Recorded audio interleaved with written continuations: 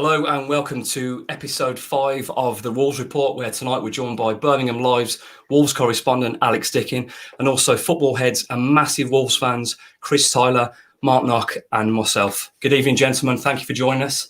And at last, I get to do a podcast where Wolves have won a game. This is the first one I've done and Wolves have actually won a Premier League game. So Saturday 11th of September, Watford 0, Wolves 2. Good football, great game. Delighted, absolutely delighted, and nothing more than Wolves deserve. Tyler, what did you make of it? Yeah, I thought thoroughly deserved victory. There's an argument and a lot of feedback that it probably wasn't our most exciting performance of the season, certainly in the league games, and I'd agree with that. But you mentioned on one of your podcasts recently you wanted a Wolves team to go away from home in the League Cup and come to beat a lower side team, and I wanted Wolves to go to a bit of a tough place to go, horrible fixture, and just go and do a professional job. And in the end, I think that's what it did. Clean sheet, the subs made impact, 2 late goals, and the Wolves fans are going home happy. So yeah, delighted. Alex, after the performances so far, no more than what Wolves deserve? No, I mean, I don't think anyone would be sitting here and complaining if Wolves have got 12 points from these first 4 games. Against Leicester, very, very good, especially in the second half. I don't know how they didn't beat Spurs. I think it opened up in the second half against Spurs, and Spurs had chances, but still Wolves were by far the better team. Knocky, again, away in was amazing. Football was good. Now then, big run of fixtures ahead, looking good for Wolves. Yeah, I think there's a lot of positives we can take from it. I think in particular, making attacking substitutions when we're already got our noses in front. The general play as well, just always looking to get the ball forward, always looking to find the space, trying to bring attackers into it. The return to form of Jimenez, all right, he didn't get himself a goal, but some of the football he played, the ball out for the second goal, the flick through for Semedo, he's on his way back to his best, and no question about it, he's just lacking a goal. But you think with the run of fixtures we've got on paper, good chance of a few points. Obviously, it doesn't always work out that way, but definitely a lot of positives. But Bruno came into Wolves with this reputation of playing good football, and he's almost imprinted, he's put his blueprint on, and it's working straight away. Yes, we lost the first 3 games, a bit unfortunate, but again on Saturday, 14 shots to Watford 6, 56% possession, 8 corners, 2 goals, and nothing more than Wolves deserve. So going on to the style of play, I wanted to talk about the few differences that we've seen now. Shots in the Premier League so far this season. Wolves are 3rd, only behind Liverpool with 100 and Man City to 84. I mean, what a turnaround! What a turnaround from last season. Yeah, it's massive, and I think if you look at Tottenham, they've gone the other direction. They're not creating a great deal of chances, so there's definitely a pattern emerging there. But it's great to see some attacking football. I mean, after the first 3 games, you didn't speak to anyone who was particularly down or particularly worried. Everyone was very positive because you could see what we were trying to do, and it is really refreshing to be creating so many opportunities. And as soon as we start putting them away, I think someone could take a bit of a hiding. Now, going to something else that surprised me, I was doing my homework on a little bit of stats, and I think Alex already knows the answer to this, so you can stand back out of this one. You think now with Wolves playing more attacking football, how do you think that would affect in terms of the tackling? And would you be surprised if I told you that Wolves had made the most tackles in the Premier League so far this season, despite being so far up the pitch?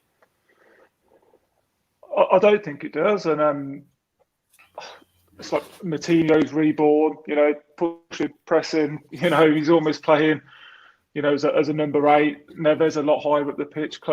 Is there a better person in the league closing and pressing down than him? So none of the tackles are really last ditch, and we look steady at the back. It just seems the press and the full court press, almost for a basketball phrase, is chalk and cheese to what we saw certainly at the end of the Nuno regime. And it doesn't really surprise me, to be honest, the way we're playing.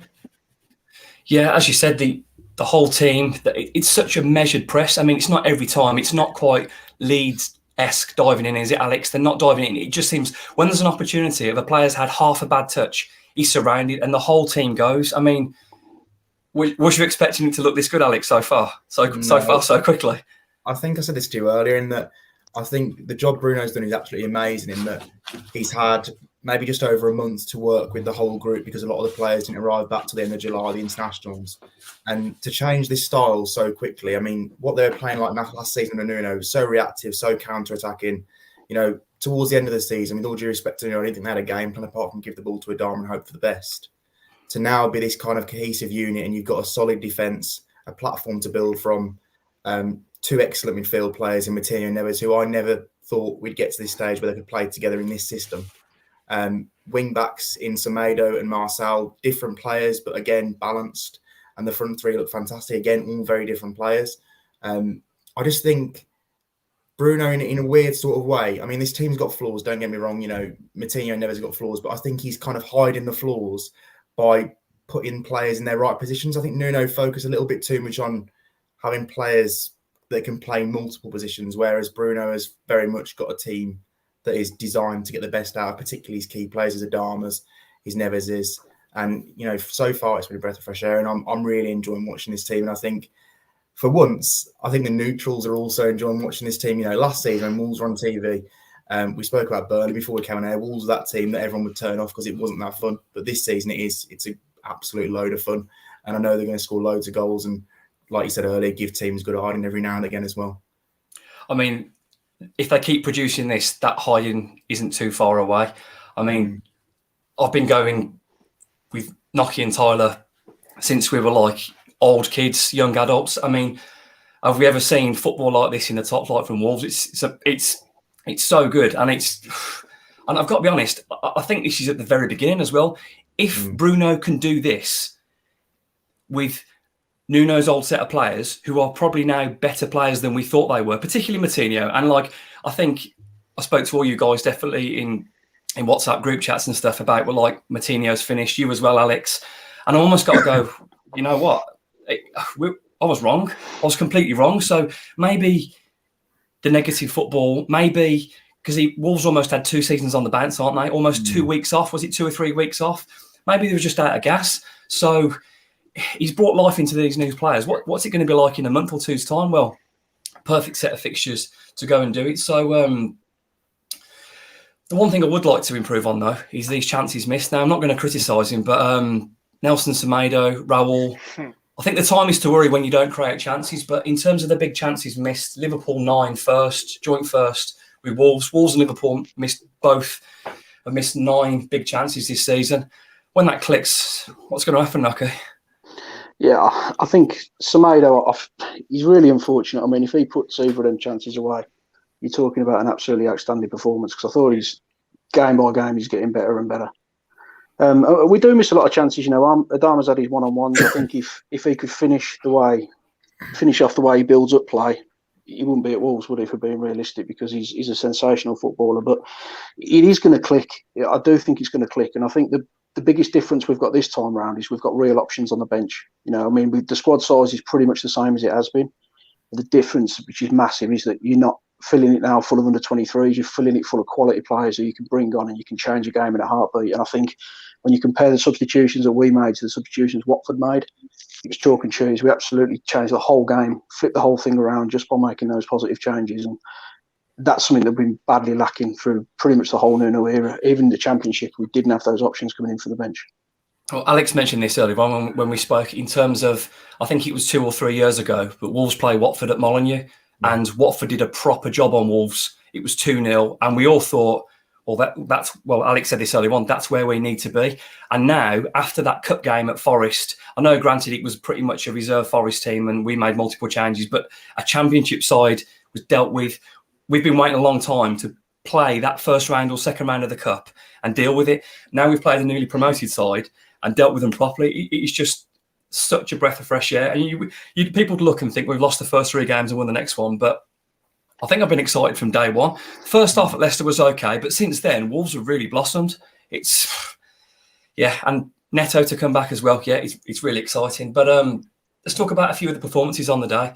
We'll start off with, I think, with my man of the match, Neves. I mean, Neves, to me, at the end of last season, looked like someone that was probably suffering a bit in terms of the formation was suffering a bit. It was a little bit restricted. As Wolves were more about not losing than winning. I've said that a lot, but I feel a lot of the players have suffered, and you can see he looks reborn. That wonder kid from Porto we talked about being the all-round midfielder.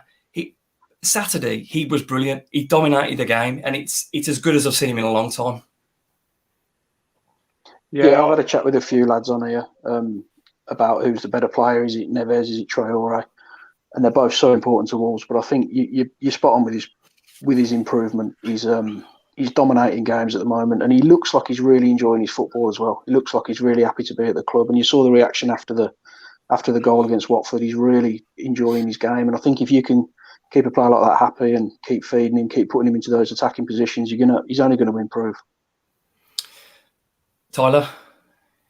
Yeah, I suppose just to add to that, I genuinely see him as a complete midfielder, and there aren't too many there about these days that can pretty much do everything. I think he'd probably be the first to admit he needs to get his shooting boots back on, maybe, and his set pieces, a bit better to what we were used to. But it was a crazy run of set pieces and volleys and wonder goals he was scoring, wasn't it? But I sort of ran out of adjectives for him, really. I think he can do everything. Pass it short, pass it long, sit in front of the back four, support the strikers. I just think he's a genuine complete midfielder. And if those summer transfer rumours were true, and what was it, 35 million being quoted, I think that's doubled overnight. And the only concern I have is if he does continue in this vein of form, come January, come the summer, there's going to be the big boys knocking, isn't there? They're going to be looking at someone like him. So I think we enjoy him while we can, because I think he's that good. I said Moutinho was the best player I've ever seen play for Wolverhampton Wanderers in that first season, but Neves isn't far away now. I mean, that's a big shout, and we wasn't expecting that. I mean, Alex, he's a breath of fresh air, isn't he? A tired-looking player that was, never stopped trying for Wolves, but he's got his spark back. And this, just moving at the pitch 5 or 10 yards, amazing. Moutinho or Neves or both? Are we on about here? So take your pick, mate. I mean, we're talking about Neves, and Moutinho's been brilliant. Yeah. I thought Neves was man of the match on Saturday. I thought he was head and shoulders above everyone else. The tackles he put in, the pressing, the passing. I mean, he's playing with a smile on his face, as shouting Vamos to the crowd when he's after we'd scored the second goal. It was brilliant. I thought. Go on, Alex. Sorry. On Neves. I mean, I spoke to you, I think, at the start of summer, and we were speaking about Neves and obviously all the transfer rumours surrounding him. And I genuinely couldn't see kind of an incentive in it for Neves to stay at Wolves, given that they're not in Europe, and he'd been here 4 years already. And I was thinking, kind of, what's in it for him? But now I look at it and see a new coach has come in and promised that he'll improve. And the aim is to get him back into the Portugal starting 11. And I think he's improving. I genuinely think now, looking at it, another year at Wolves from Neves' point of view makes sense. He plays every week. He's going to be, he's vice captain at Wolves. He's a massively important player, probably the most important player in the team. He's playing a different way to what he played previously. He's got new strings to his bow. When Neves goes to a top team, he's not going to play the way Nuno wants him to play. He's going to play the way Bruno wants him to play. He's going to have more of the ball. He's going to have to drive forward. He's going to have to make those choices. So I think this year will be really, really beneficial. Probably the most important year of Neves' career at Wolves, in preparing him for that big move that we all know at some point he's going to take. Well, I think with not only Neves as well, he's improved much of the team already. The talent was never in question, but it's the confidence now. It's the little spins in midfield and the little push into space. He looks like he's really, really enjoying his football. So was it you that said then, Tyler, that Neves isn't far of as good as the best player you've ever seen at Wolves? What do you think about that, Nocky? I don't think you're wrong at all. I think Nuno did a fantastic job at Wolves, and I don't like some of the criticism people throw at him, because you look at the all-round job that he did, it was magnificent. But he did play a lot of handbrake football, and I think that did affect players like Neves and players like Moutinho, because they were so deep they couldn't get involved in the game. And now that I think you've got him pushing slightly further up the pitch, just those few yards make all the difference. And yeah, I think Tyler's spot on. I think he's very, very close to Moutinho's level now. But playing with someone like Moutinho on a regular basis, you're only going to improve. And then going into the national team and playing with the quality they've got, the only way is up for him. So we're going to struggle to keep him. There's no question about it. So it is a case of enjoying him while he's here, because you're going to see him at the absolute top level in the not too distant future. Tyler? I was just going to, I think Alex said you were talking about Neves and Moutinho, and I think, 6-12 months ago, we probably all writ them off that they could play together. It just wasn't working, was it? Then Donker was coming in and out the side, Moutinho was coming out the team, and pretty much everyone I spoke to and everyone on social media said they just can't play together. And I suppose it brings a question around the coaching. Ultimately, if Nuno couldn't get them playing together and Bruno's got them looking like an unbelievable midfield too, I don't know if that raises more question marks about the coaching styles or the players themselves. But I think, like you said, he's just been, unleashed ultimately. He's been allowed to express himself, play football, and you can see he's enjoying it. So we wrote them both off, and not both off, but we wrote them off as a two, and I think they're both irreplaceable at the moment. Yeah, I think we can say as well. I mean, Neves has got this reputation for scoring wonder goals, that volley, the free kicks. But that's almost become secondary now. I think he's been that good this season that it doesn't matter that he's not goal contributing, because the way he's feeding the wing backs and into the forwards and into the inverted wingers, he's playing so well. Well, you know what? I mean, if he had some goals for that game, fantastic. But the way he's dictating games, I was not expecting this from Neves this season. I mean, I didn't think Neves would be at Wolves this season. Never mind thinking now, we talk 35 million. Well, that's 60, 70 million now. It has to be. It absolutely has to be. Yeah, easy.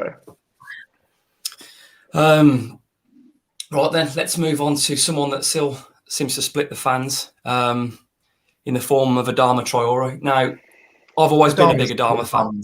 Adama doesn't split the fans. Adama doesn't split the fans, does he? Alex, not anymore. Alex, mate. Not anymore. Yeah. Oh, not split. They're still out there. They're still out there. Oh, shouldn't be.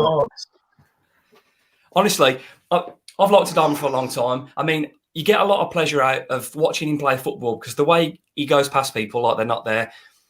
Wan-Bissaka, probably known as one of the best defensive right-backs in European football, was absolutely taken to the cleaners. Now, everyone's going to say, what about the end product? And that's fair, and that's fair. But I think he's created more than 10 chances this season. If he's done that... fair, Ryan. I'm not sure that is fair. Go on. I don't think it's fair to criticise end product, to be honest. I mean, in terms of goal scoring, he can do better. He can do a lot better. I think the positions he gets himself in this season, he could get 10 goals, 10 plus quite easily. But when you think about the chances he creates, I mean, last season, everyone said he had a bad season. Yet he still created a very similar number of chances to what he did the season before. The issue was... Just didn't have Raul. No one was there to finish them. I mean, I watched a video of Raul's goals for Wolves the other day, and so many of them were just kind of simple goals that Adama had done all the work and just put on a plate for him. I don't think there was a massive difference in Adama's game last season. There was obviously a thing with his contract at the start. He was at the team and stuff as well. But I don't think there was a major difference in his game from last season to the season before when, let's face it, we all thought Adama was an £80 million player in 2019-20, didn't we? And I still think he is now. If he gets those numbers, he will be. He'll never win over opposition fans. People don't watch him every week because all they do is search Adama Traore stats and go on Google and say, 2 goals, 2 assists this season. That's terrible. And they don't watch him every week. They don't watch him absolutely rinse the best players and the best defenders in this league. So I think anyone who criticises him and doesn't think he's the real deal, they just need to watch him in a game and see what he does.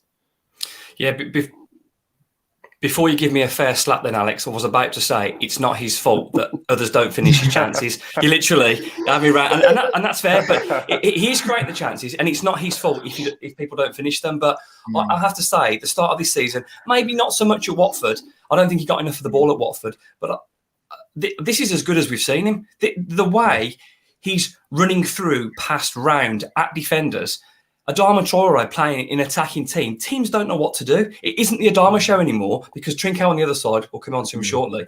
But this is as good as I've seen Adama. And he's an absolute joy to watch. You're on the edge of your seat, you take a breath, you just don't know what's going to happen. The explosion, the pace, and I'm confident the goals are going to come. Honestly, Alex, fans are still split on him. Fans are absolutely split on him. But anyway, Nocky, I feel like you're about to burst there and give Traore lots of praise. I can't get my head around any kind of negative thoughts towards him. I mean, we watch our football club because we love our football club, but you would pay money to watch Adama Traore. I mean, I'm old enough to and lucky enough to have been able to see players like Robbie Dennison and players like Steve Froggatt, players who could excite you. But I've never seen anything like Traore. I don't think there's anything like him in world football at the minute. I wouldn't. Not at top level, no way. No, not at any level, mate. I don't think at any level there's anyone like Adama Traore. He's an absolute freak of nature. I mean, he's built like a horse. He runs like a sprinter. He's just such a good player. And I mean, he stands you up, and you try and get close to him, and he zip past you. You get too tight to him, and he flicks away from you. And I think that one of the biggest things about him is Andy Robertson for Liverpool openly said he slaughtered him last season. He couldn't get anywhere near him, and that's one of the best fullbacks in the world. So. Yeah, I love watching him play. He gets you off your seat every single time he's got the ball. You never know what he's going to do. He could take out the windows in Asda, or he could put up an inch perfect ball into someone's forehead. But I would pay money every day of the week to watch Adama Traore play, because he is a sensational footballer. He's such good fun to watch. He puts a bit of fun back in football when it's a little bit too serious at times. What I would say as well, I don't think he gets enough credit for his talent on the ball. He's not just push and go. He has got some feet on him and some control. That guy can play football. You don't go through the Barcelona academy. Yes, they let him go, but you don't go through that academy if you can't play football. So, I mean, I love him, Alex. But the question is, though, is he going to sign that new deal? They got an exclusive, or are they going to let us down on that? If I did, I wouldn't put him here, to be honest. I think it's a tough one, the Adama deal now, because it's been so long. It's been over 12 months. I think genuinely, if he was going to sign it on Wolves' terms, it would have happened by now. I think making him the highest paid player at the club is fair. I think making him the highest paid player at the club and putting a favourable release clause in there for him, I think is also fair. But one that, protects Wolves from losing him in 12 months for, say, 30 million, which, let's face it, even with a year left on his deal, that's not a good deal for Wolves. So if they could put a release clause in there, say it's 60 million, I think that's fair. And I think people would pay that for Adama. We saw the Grealish thing over the summer, didn't we?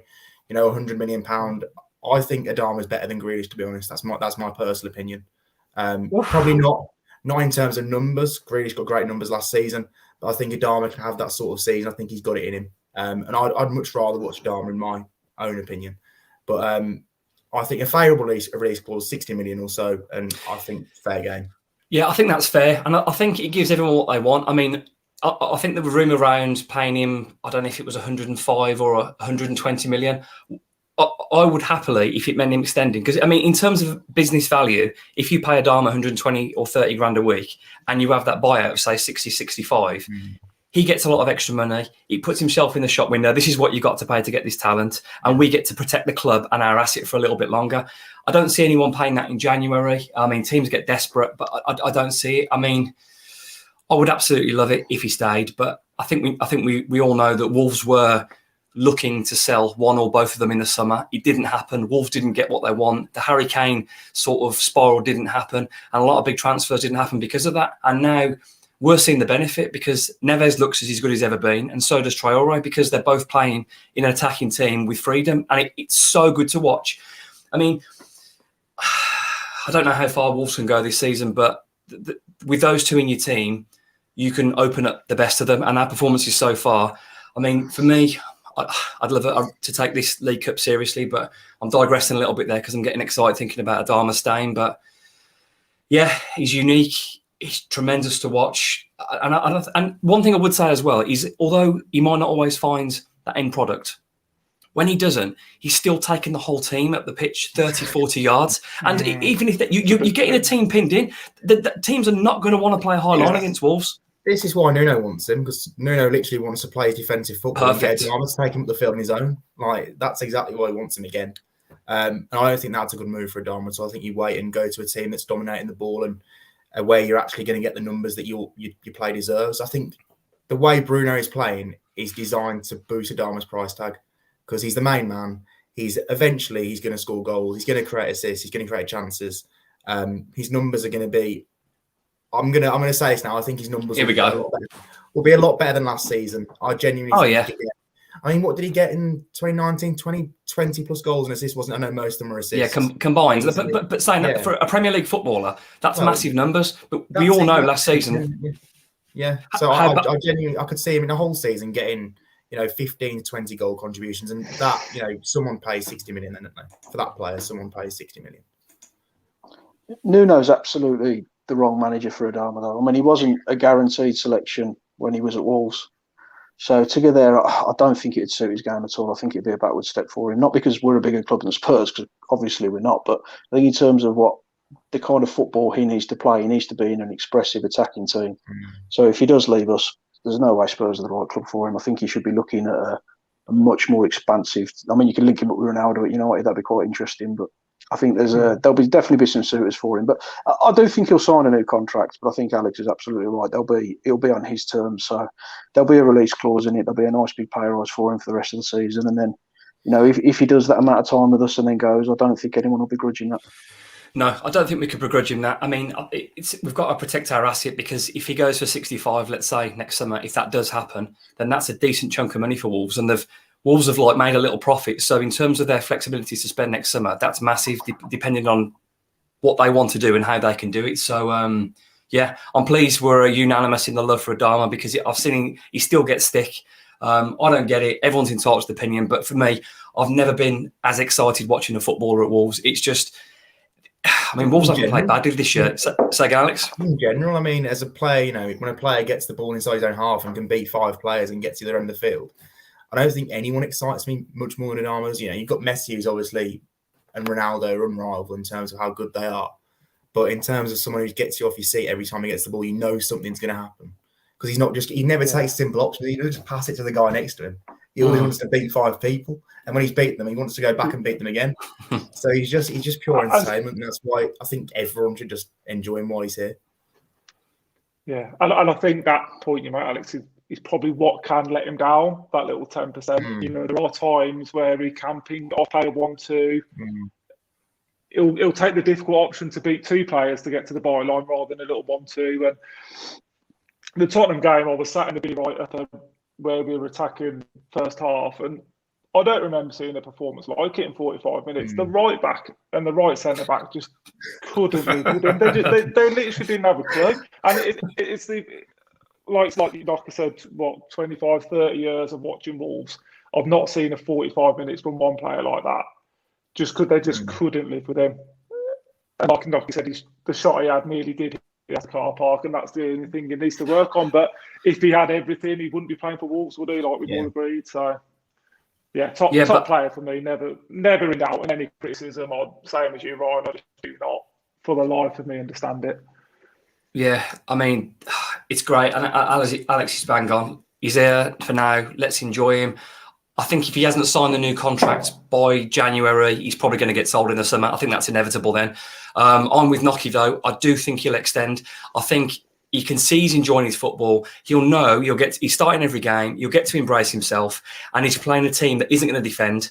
It's going to be attack. And that kind of football is going to get the best out of him. He's going to get, I mean, like you said, the Spurs defence, Wan-Bissaka, these are seasoned multi-million-pound professionals getting taken to pieces. But anyway, let's draw a line under the Adama love fest, and hopefully he can get an assist for Raul the weekend. Final player I want to highlight from the weekend, who has slowly worked his way up the gears. One of a slightly different winger in terms of his skill set, but Trincao. I mean, slow start, but what a talented winger, Alex. Yeah, to be fair, I was speaking to people over the summer who worked with him previously, and I was told that he's the real deal. And I know those pre-season games, everyone was kind of thinking, "Oh, is he actually as good as people think he is?" But the last couple of games, especially, I think the goal against Forest did his confidence a bit good. I think that was good management from Bruno to put him on there because he didn't need to. But getting that goal did his confidence good, and then he was sensational against Man United for about 60 minutes, and probably should have scored 1 or 2. He was unlucky with the one that was cleared off the line. But yeah, he's so good to watch. Just the way he drifts past players. We spoke about this earlier. He's faster than he looks because he's 6 foot. He's not well built like Adama. He doesn't look like he's an absolute sprinter. He just glides past players. Beautiful touch. He's all left-footed, but I love players like that. And he's got the perfect weight of pass. The ball for Semedo is fantastic. He was involved in the little flick from the passing to Jimenez that got it through Semedo as well, wasn't he? He's just great to watch. And the great thing about the front three is they're all so different. In the past you had Jota, Jimenez, and Adama, and although Jota was nowhere near as fast and as powerful as Traore, he was still that kind of player, wasn't he? Explosive. In terms of off the cuff and explosive, and you go past people. But Trincao's just completely different to Neto as well. He's just completely different, and he's great to watch. I think if Bruno does eventually get to like a 4-2-3-1 or something, I think he's perfect for that kind of number 10 role, but I still think he'll probably stick on the right and just kind of drifting because it works so well with Semedo as well. We've seen the best football from Semedo in a Wolves shirt, so there's just great balance on both sides. I love it. I love watching it, to be honest. Nocky, he had a quiet start. What do you think now, mate? Yeah, I've got to be honest, I have to eat a bit of humble pie on him. I wasn't sure when it came. I thought he looked a little bit lightweight. I thought he might get a little bit bullied in this league, but he's absolutely gorgeous to watch. He's so smooth on the ball. He's like he's on roller skates, and I think he's nutmegged everyone in the league so far. Yes. He's just a pleasure to watch. And like you say, he doesn't look particularly quick, but no one seems to be able to get near him. And his delivery is good. His intelligence, he's really clever on the ball, and I think he's only going to get better and better. And we've got so many options now from the wide attacking areas, and we've still got Neto to come back, who's arguably one of the most exciting young talents in world football at the moment. And it's just Podence coming back to form. I mean, how do you get them all in the team? I've got an idea, lads. Did not line about is 3-2-5 a formation. Can you play a back 3, 2 midfield and 5 at the front? But I can only echo what you two have said. Knocker, I need to share that humble pie because I went to a couple of the friendlies and you sort of think, is this guy cut out for the Premier League? You know, it's not Championship hustle and bustle, is it? But you need to be able to look after yourself and be quick and strong. And yeah, I'll take it all back because he's just a baller, isn't he? And I think if you had a mixture of him and an Adama, you've got a player on your hands, haven't you? And just shows the different ways of skinning a cat, isn't there? You've got 2 different wingers, both as effective. Freed up Semedo. Yeah, I was wrong about him. Sorry, I apologise. It's a lot of love on the podcast, which is great. It's nice to be talking positive about Wolves after a tough start, but some good performances. But Alex pointed out there, those 3 are all so different. It just seems to work. You know what I mean? All 3 different footballers, and also it's a really good point about Semedo because no matter how many times he pretends he's not going to cut inside, he does. And you just can't stop him. He just cuts inside. Semedo goes down, I've waited 32 minutes to mention it. But when we move to a back 4, our attack is going to be off the chart. It is going to be off the chart. Nah. But later, I mean, I'm quite happy as it is now. I don't think we need to chat, and we'll talk about Brentford last of all. Got another topic first, but I don't think we need to change anything too much. I'm quite happy the way it is. I would like to, but it just seems to be working. I mean, it's not all about giving it to Adama and run like it before tucking in. There's a bit of everything from everywhere. And because Neves and Matinho are higher up as well, and Raul's linking, we've put Semedo clean through twice. I mean, this is when you wing back is. Go on, sorry, Ryan. I was just going to say, but I think I wrote it down that Semedo had his 2 chances, but I think we forget that Marcel, whether by luck or judgment, claimed 2 assists on Saturday, and I think that's easily overlooked as well. There's different ways of playing a 3-4-3, 3-5-2, and Marcel was at the back post with 15 minutes to go, looking for a second goal, and that just wouldn't have happened, would it? Delicious. Last season, he'd been tucked in halfway line, back 5, and it sort of comes on to what you said earlier. But the fact that we can bring those players off and bring people like Podence and Hwang on, and we're no weaker, and I think that can only bode well, can't it? And I don't really remember at any time being able to bring on 2 quality players like that, from the bench to change the game. So if Trincao is struggling or he picks up an injury, even Raul, his place isn't guaranteed, is it? There's options now, and we've actually looked about Semedo getting forward, but Marcel's notched up 2 assists, 2 more than Adama this season, I think. So yeah, I think that's really fair, and he probably doesn't get. I mean, what I like about Marcel is he's angrily brilliant. He's at it. He's snarling. He does not pull out of a challenge. He lets them know they're there. I mean, I can't believe he's not got more bookings because he thunders into people and he sort of puts them off a little bit. But this is a left back I thought would probably leave in the summer. But he looks like one of Wolves' best players. I mean, defensively, he's good and he's angry as well. And that measured aggression he puts in, he's very much. I think the whole team has got more aggression. As I mentioned earlier on, regarding Wolves have put the most tackles in because the whole team now is buying in. I know we've digressed a little bit there from some Trincao loving, but the whole team is benefiting from this style, and that's a fair shout to Marcel for 15 minutes up, a goal up, the fullback or wing back's getting up there. But under Nuno, it was very much 5-2-3 or 5-4-1. This is very much a 3-4-3, isn't it? It's sometimes more than that, but it's very much a 3-4-3. Great, another loving, but I'm going to move away from Wolves a little bit now, and this is going to be an interesting one. Now, this has really split people on Twitter, and I'll start the ball rolling. I know all you boys are going to, especially your old school ones, are going to hit me hard on this, but I'm going to talk about tackling in the modern game, and particularly highlighting Harvey Elliott's injury, horrendous leg break, which at first glance looked like a brilliant tackle from Pascal Struck. It's a real subject splitter. Now, I'll start the ball rolling and you can shout me down, that's fine. But I think most of that tackle's great. But if your training leg hits someone hard enough to snap their leg, I think that's a free kick in the red. And I agree what's happened. So I'm gonna pull this up and let Nocky take over.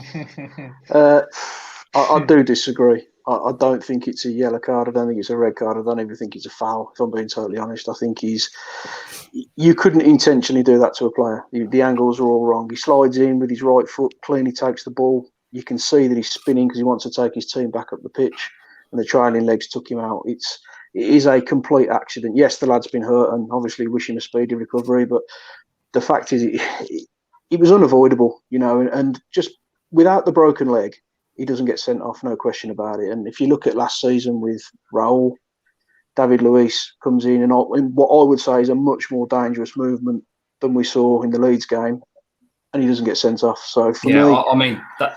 I think that should have been a red as well. If he's got his hand in Raul's mouth and he's putting your head in, you have to be in control of your body, and he wasn't. But we're digressing a bit there. But so would you say though? The rules say it's a red card because it's a reckless because he's left his leg. I mean, it's not the same as what it was 5, 10, 15 years ago and some of the Muscat-esque and stuff that we'd seen before then, probably a bit before your time, Alex. But in terms of a tackle, in terms of the modern game, Tyler, it's a foul, isn't it? I'm sorry, Ryan. I'm with Knocker. That's all right. For me, it's not even a free. And I won't try to repeat what Knocker said. I'll try and put a different spin on it. I think for me, it's not a foul. The referee's wheeled away to let the game carry on. He hasn't seen it as a free kick in real time. It's obviously a reaction, rightly so, to stop the game, look after him. I think it all just boils down to, again, an argument around consistency. And I think if there's a 50-50 split on whether it's a red card or not, does it highlight the tough job the officials do have? It's not black and white. You can't say yes or no, it is or it isn't. But for me, it's just a consistency piece. And I think that's, without digressing too much, that's what we wanted from a VAR type thing. But it just hasn't come in. I didn't watch the game last night, but I saw the Tarkowski challenge on Richarlison. I don't know if you saw it. I mean, I did. If that's not a red card, or I don't know. That's I don't know anymore. That's the problem. I don't know. And that's the point. It's the consistency. How there isn't any. Can Tarkowski? There's only one thing in Tarkowski's mind. Now he might disagree with that. I know. Sean Dyche certainly disagreed with me in the past, but that's for another day. But if that's not a red card, Tarkowski. I mean, when we watch football when we're younger, tackles like that were the ones that got the fans in the air. But you can't do that anymore. Yeah. And if that player, I can't remember who it was, had a leg in the ground, he's finished. He takes him out completely. But we take him out. But before I turn pink, I want to hear. Hopefully, if it's going to be a 3-1 or a 2-2, Alex, over to you. I'm actually undecided, to be honest. I've watched it 3 or 4 times. He's on the fence. He's on the fence. I honestly, for the life of me, I mean, it looks like he's obviously got the ball. It looks a really good tackle. But then it's almost like a challenge in 2 parts, like with 2 legs. For example, one gets the ball and one tackles the man, and the other one completely takes him out and fouls him. And I'm not sure, looking at it, I'm not sure he's in control of the challenge at all, which is why I would probably say it is a red. That's 2-2, lads. But at the same time, he's left the perfect challenge. So I knew it was going to help this.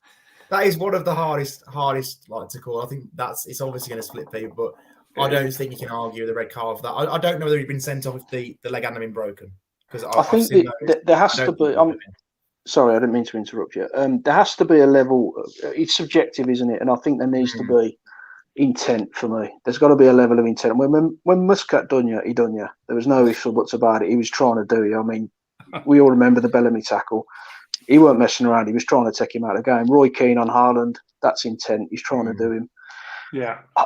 It was an accident. I mean, how far do you go with it? If you volley a ball at a player's ankle and break his ankle, you're going to get sent off for that. I think there's got to be intent. It's a contact sport. We don't want it to be. I don't want that to be taken away from the game because it would ruin our product. I just think you've got to be, from a referee's point of view, you've got to be absolutely sure he's meant to do that. And as you said, as Alex rightly said, if he doesn't break his leg, there's no way that's a red card. So, for me, own personal opinion, I don't think he should have been sent off for it. Could throw another one in. The Pogba on Neves that led to the Man United. Yeah, I was going to say. Yeah, because looking at that, I don't think there's intent there, but I've seen red cards given for that. Every other week. It's at the very least, it's a foul. Yeah, I don't think. I know what you're saying, Nocky, and you could see what Tyler says. Tarkowski he meant that challenge on Richarlison. He was after a little bit as well on there, and I don't think intent needs to be a red card, because if you're reckless with your body in that challenge, and it's now in the rules, I think it's disregard for the opponent in that tackle. And if your training leg hits someone's leg who's in the floor enough to break their leg, I can't see how it can't be a foul. Yeah, it was accidental. There was no malice. There's no way he's meant it. Absolutely not. But if you aren't in full control and his body weight was on his training leg and that guy's poor ankle, I just can't see how it's not a red. Are you, just throwing out there, are you ever in control when you're making a slide tackle, full control? I don't think you are you? Yeah, you can win the ball as clean as you like, but you can nick someone, you can catch someone. And just my last point, it's interesting that today they've appealed the red card, haven't they? I don't know if you saw that. So they've formally appealed it. So I think you made to see what comes of that. I think you've made a really good point there, because you can control yourself, but you can't control where your opposition's going to be, where the leg's going to go, what the position the leg's going to be in. So I believe the lad himself has come out and said that he doesn't think it should have been a red card. He thinks it was accidental. There was no intent behind it. So I think as a player, you'd know if someone was trying to do you. And it's with VAR. I mean, it goes to VAR again. We've got four of us here. Two of us think it was. Two of us think it wasn't. So how can you possibly? How can VAR make any kind of sane judgment on that one? I think it comes down to where the leg is, doesn't it? Really, like you see, Adama Traore gets fouled so many times each week, but he's obviously very good at riding tackles. Harvey Elliott there has only broken his leg because he just probably was inexperienced and didn't jump when he should have jumped. He didn't move his leg, and he planted his leg, and it's in a horrible position, and it's been broken. It's just really, really unfortunate from his point of view. But like you see that every week, and you see players who are good didn't get out of the way because they know the foul's coming. It's one of those, isn't it? It's horrible situation, both of them. It is. I mean, you look at Grealish; he invites those kind of tackles every game because he knows how to control them to the point where he doesn't get injured, and he can get himself a free kick out of it. And Adama Traore, how many times does he skip past a player and they just volley him and they take the booking because they know it's a safe booking for him to take on the halfway line? And it's never been a red card. So that's intent for me. If you're intentionally bringing a player down who skipped past you and you're stopping that tackle, don't get me wrong. If it happens to us, I want Neves to bring him down 10 times out of 10. But where do you draw the line with intent? And for me, I can see why people would think it's a red card. My own personal opinion, I think they might win the appeal on that one. If they don't win the appeal, it'll be firmly based on the fact that the ankle's broke as opposed to any kind of intent in the game. I mean, I don't know the full rule on it, but I'm sure there is something somewhere that if you've been out of control with your tackle, beg your pardon, out of control when making a tackle, and you injure an opponent, I'm sure that's a red card because it's classed as sort of. Alex might be able to help me more with the terminology here, but I'm sure if you're out of control. With disregard to the opponent, dangerous play, and it causes an injury, it's a red card. The one with Everton last season or season before last, Son didn't actually touch him; he tripped over his own player in the end, and that's why that got rescinded. I think this is different because it was the guy's trailing leg. 100%, he didn't mean it. It's a real tough one. So was David Luiz in control on with the No, knee, and I agree. I think tackle? there was so much. I don't even think it was checked. I think there was so much focus on the horrendous injury. I don't even think it was checked. But if you are running and diving for the ball with your head, and you take someone out and injure them that badly, that's not in control at all. Yeah, it's blood and thunder, and it's football we're used to. But go on, Alex. It's like when an overhead kick in the penalty area is more often than not seen as dangerous play, isn't it? Because the foot's high and their head's there. I think in any situation on a football field, you need to be aware that there are legs there are heads there that you can hurt if you're not in control of your body. And the David Luiz situation on Jimenez, he's just going hell for leather for the ball, isn't he? He's not really thinking about where Raul is or what's Raul's doing. He's just kind of going to get there at the near post in front of him. I'm not sure this is similar to that. I don't think he's literally just kind of slid a leg in thinking, I'm going to nick the ball, turn around and play on. He's not seen that coming at all. So not at all. Yeah, the Luiz one is definitely more reckless, and I would put more blame on Luiz for that. This is completely innocent, but as I keep saying back, he's training leg. He's a big old boy. He's thundered into him, and he's not in control of it. But this was a great debate. I knew some of us were going to disagree, but it's great to get opinions on these things, and I know it will split again, and I'm sure I'll get some stick or some others will get some stick. But you know what? It's great to discuss these things. So let's finish up then, going back to Wolves, talking about the team for Brentford. Now, as the old rule says, you don't change your winning team. If it's not broke, you don't fix it. But we all know eventually, like Alex smiling, Bruno will eventually go to a back four. I don't see how you can leave both of Podence and Hwang out in the long run. I'm undecided what to do. I think they could go again. I don't think the first half at Watford was that great. The second half was good. But how long can you leave a player like Podence out of the team? Tyler? I'm probably your second biggest cheerleader for going to a back four. You know, we've talked about it for a while now. I've been going 4-2-3-1, and I'm with you now. To be honest, I'm 50-50. I'm almost happy with both. I think I said before the game on Saturday, if there's not a run of fixtures to embed a back four with what we've got coming up, are we ever going to make a success of a back four? I think this is probably the first full week, potentially, you know, that he's had everybody in training and everybody fit and everybody available. So now is probably the right time from a training and a coaching perspective to do it. I'm one of Podence's big fan. I've always liked him. Another one that splits fans. You know, I think there's quite a few Wolves players that splits fans. But for me, he's just got to be in the side somehow. Somehow I think he creates, he causes problems. If he goes to a back four on Saturday and we don't win the game, doesn't look great. If he keeps it back three and we keep winning, can he change it? I don't know. I'm genuinely split, but I'm on here to give an opinion, so I would probably keep it as it is. I think the players have done enough to warrant that. The performances at the start of the season we talked about being great, and if it's not going well, you can change it and bring the options off the bench. So I'd probably stick as it is at the moment, but we can't really have players like that on the bench for too long, can we? Yeah, I think you've nailed it there. So got to beat that, Knocky. Yeah, it's a really difficult one. For me at the moment, you don't change it. I think with the chances we're creating, there's no need to change it. We look like we can score goals every time we come forward. And defensively, I think we've been really solid defensively. If you look at the goals, they've been, you know, some people would say we should have defended the Leicester goal a bit better. For me, it's a great bit of movement from a striker that's been doing that his whole career. And the other two goals we conceded, both goalkeeping errors really. So I do think long term we will go to a four at the back, but at the moment I don't think there's any need to change it. And the problem you're going to have is when you do go to four at the back, who's the four you're going to play? Because Cody, I think it's hard to drop Cody because he's the leader on the pitch. I think you're going to play him in a four, son. That's the issue, isn't it? But then we've got Mosquera. Has he proven yet? Is he ready for that level? You've got Bolly, who really suffers with injuries lately. He can't seem to get himself fit. The only one I think you're guaranteed at the minute is probably Max Kilman, because he's the one who looks like he looks like the most cultured defender we've ever had at the club, in all honesty. He's so comfortable on the ball at the moment. So I think there's a lot of variables to going forward at the back. I don't think we're ready yet to do that. I think maybe the other side of Christmas, when we've got a few more options, you've got players like Johnny hopefully coming back. You've got Neto coming back, and when you get to that point, you've got a lot of attacking options, and you're going to have a lot of very good players on the bench. But this moment in time, I don't think we're ready to switch to that. I'd be sticking with what we've got.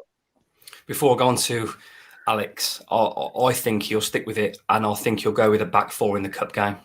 Go on, Alex. That's a good point. I'm with Nocky, to be honest. I just don't feel confident enough that there's two centre backs at the club now that could play in the back four and do it well. We've not really seen Kilman in the back four, to be honest, much, have we? I think there were a few games last season where he played there. I think the first game against Southampton when Nuno went to a back four, and that was a bit ropey between him and Bully that night, I think. But it was good going forward. Yeah.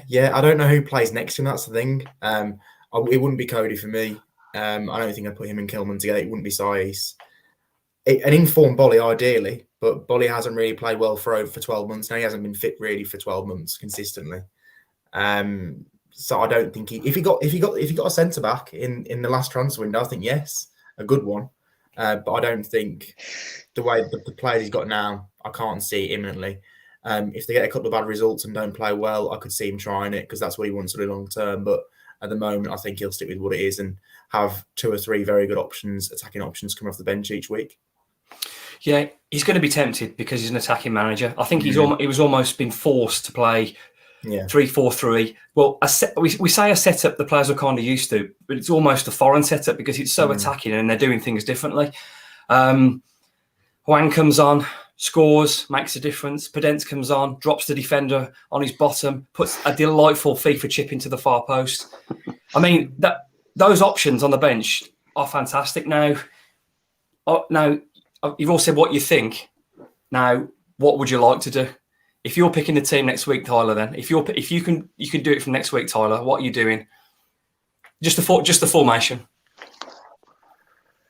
If you're saying just the formation, I want to be a 4-2-3-1 moving forward. If you're telling me to talk about personnel, I agree with what the guys have said. And Alex, we haven't got 2 centre backs that we can rely on and trust to do that. And Kilman's been fabulous, but again, he lacks a bit of pace. And in a back two, Bolly's made a pass at the moment, isn't he? I just don't think we can rely on it. So if it's just formation, I'm 4-2-3-1, but I just don't think the personnel's there at the moment. Alex, could you imagine if Ben was on here? I don't know if you'll watch this, but if Ben was on here now, he'd be shouting about mascara. And I'm with Ben. I don't know. Very early. Very early. It could be. Alex, I'd agree with that on mascara. I think he looked good in the pre-season games, but he looked good in one of the games where Wolves conceded 3 goals, and they didn't look very good defensively. So I don't think I'd be going with him. I don't think he was that good in the last game against Coventry when he got injured either. So I think long term, he looks like he's got all the attributes to be a really good defender at this level. And I think if he was playing the back 3 on the right side of the back 3, I'd be very confident with him on the right side, Cody in the middle, and Kilman on the left. I think that would be fine. But I don't think I'd want, for example, Kilman and Mascara next to each other. Definitely not. You'd ideally want Kilman and a very, very informed Bolly, like the Bolly of February 2020 when he came back from injury.